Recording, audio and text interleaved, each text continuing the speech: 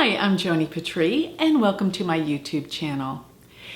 Today I'd like to continue on with studying the houses of astrology. And today's class will be about the second house. The second house, everyone wants to know what's in their second house initially. Why? Because it is the house of money. And we all like the freedom that money can give you. And let's talk deeper about what the second house, how that reflects money. Because the second house is also your early childhood. And many times what we learn in early childhood can be a part of what gives us our opportunities to make money, to have a sense of self-worth, which is essentially what can make people productive and be able to make money because they feel a sense of their own self-worth. So it's your value, and it is your values. The second house is money, your values, but this all stems from conditioning that you may receive in early childhood.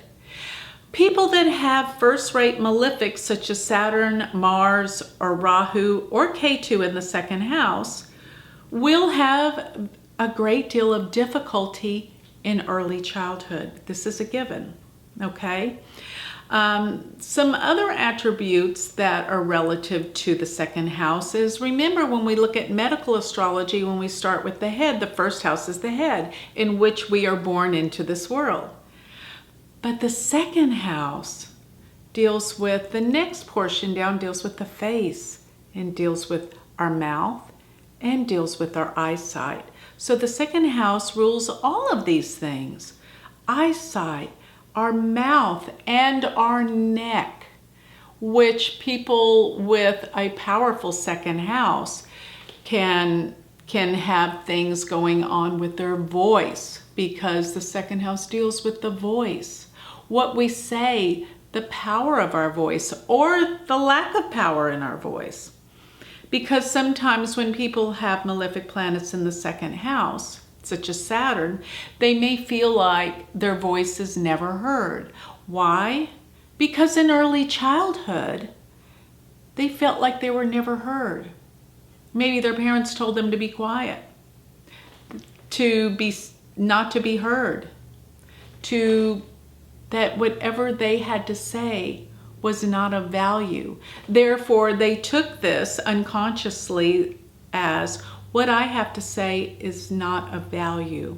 So they don't speak, or they don't put out the energy that of their value, particularly of what they have to say, what they have to feel. Yes, of course it's important, but early on, they were made to feel unimportant.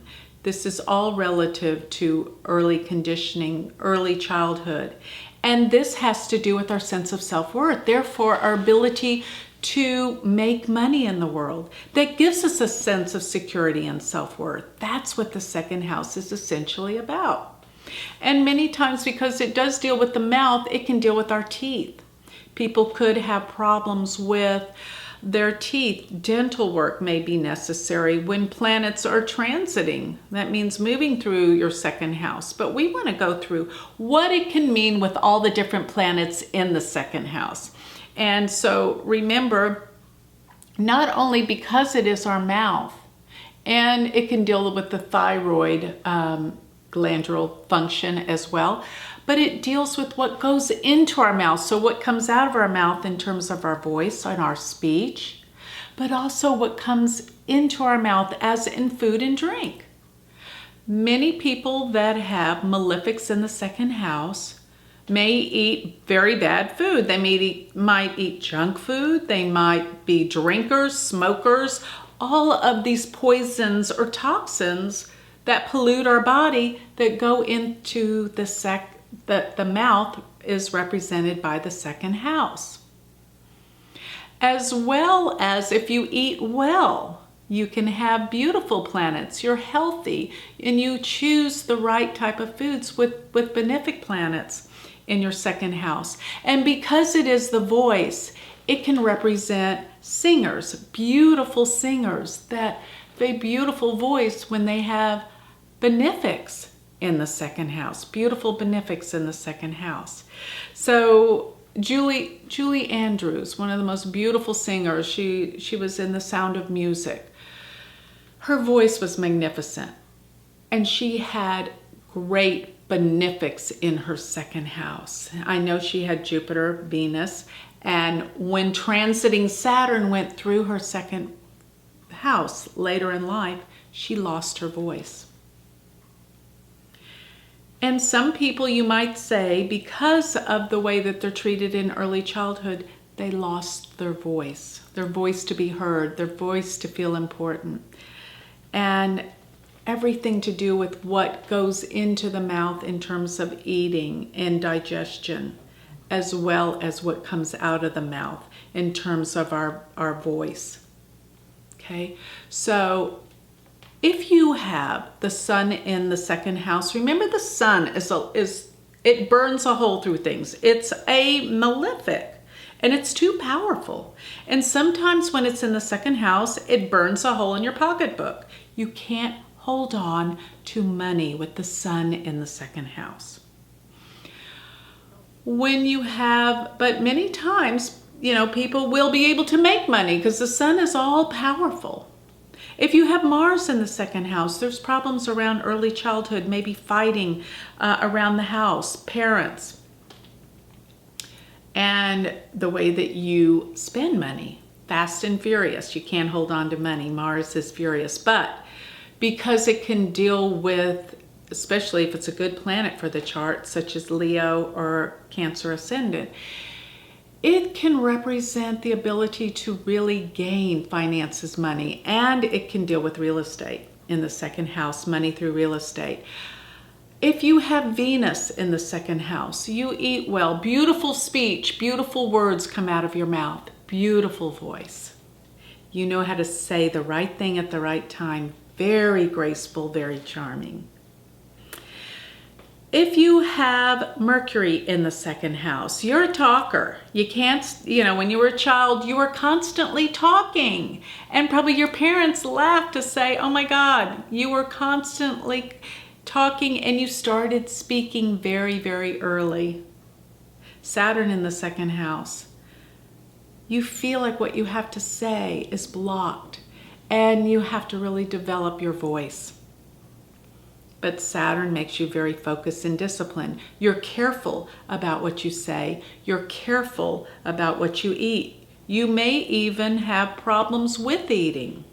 Sometimes when I see some first-rate malefics, Mars, Rahu, or Saturn in the second house, this can represent eating disorders. Okay? If you have Jupiter in the second house, this can represent beautiful, dynamic, optimistic words, a speaker, because Jupiter is the teacher. If you have Rahu in the second house, this can represent maybe addictions, eating addictions, or putting poison, drinking, doing drugs. Or it can mean, when you have malefics in the second house, that you have a foul mouth. You talk bad about people, or you cuss a lot. This is a quality of the malefics in the second house.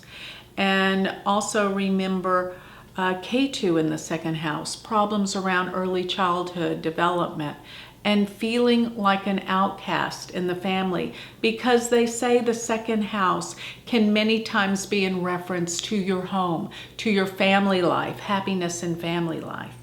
All of these things are so important to your second house. The outer planets there, Uranus in the second house, there's not consistency with the voice, with the speech, and probably not consistency with how you eat. Mars in the second house, people are always in a hurry when they're eating. They can't slow down or take the time to really sit down and calmly have a pleasant meal with others. They want to get up and go.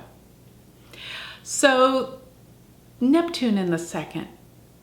There could be some allergies to foods and things like that. Pluto in the second house can be overeating extremes in some way with voice and what goes into the mouth, but it could bring great wealth because remember, the second house is our ability to make money. It is more about from paycheck to paycheck, the money that we bring in that gives us our sense of security.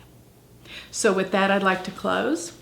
If you would like more information and you really would love to learn Vedic astrology, go to my website. I have a university that you can get a certification in Vedic astrology, and it is University of Vedic Astrology.com.